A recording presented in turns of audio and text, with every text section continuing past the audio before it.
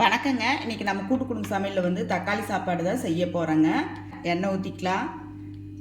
தக்காளி சாப்பாடு வந்து ஒரு 6-7 பேர்த்துக்கு வந்து இல்லாதவங்களுக்கு வந்து கொடுக்க போகிறேங்க. கோயிலில் கொண்டு போய் அதுக்கு தான் வந்து நான் தக்காளி சாப்பாடு செஞ்சிட்ருக்கிறேன். முட்டை போட்டுக்கலாங்க. கிராம்பு, ஜாதிபத்திரி, பிரியாணி இலை, சோம்பு, பெரிய வெங்காயம் போட்டுக்கலாங்க.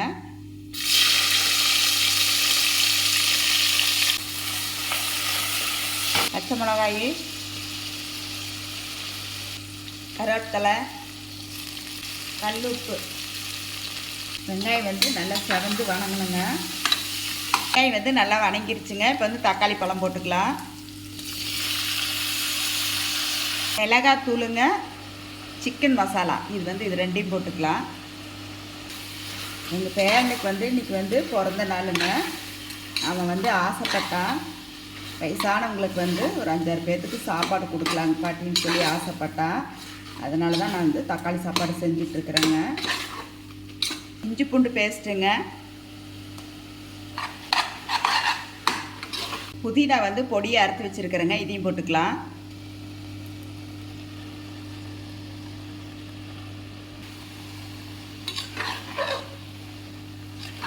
இதில் போட்டுக்கலாங்க. இது வந்து பொடியை அறுத்துருக்குறேன்.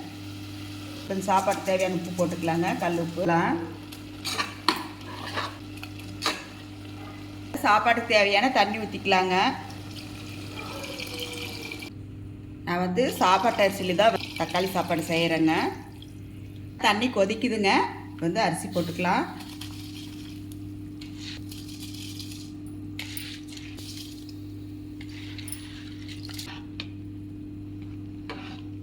இந்த டைமில் வந்து நீங்கள் உப்பெல்லாம் செக் பண்ணிக்கங்க. ஒரு 4 விசில் விட்டுறலாங்க. இந்த மாதிரி யாருக்காவது பிறந்த நாளுன்னா உங்களால் முடிஞ்சது ஏதோ இல்லாதவங்களுக்கு வந்து நீங்கள் ஏதோ ஒன்று செஞ்சு கொடுங்க. பாருங்க எவ்வளோ நல்லா இருக்குது.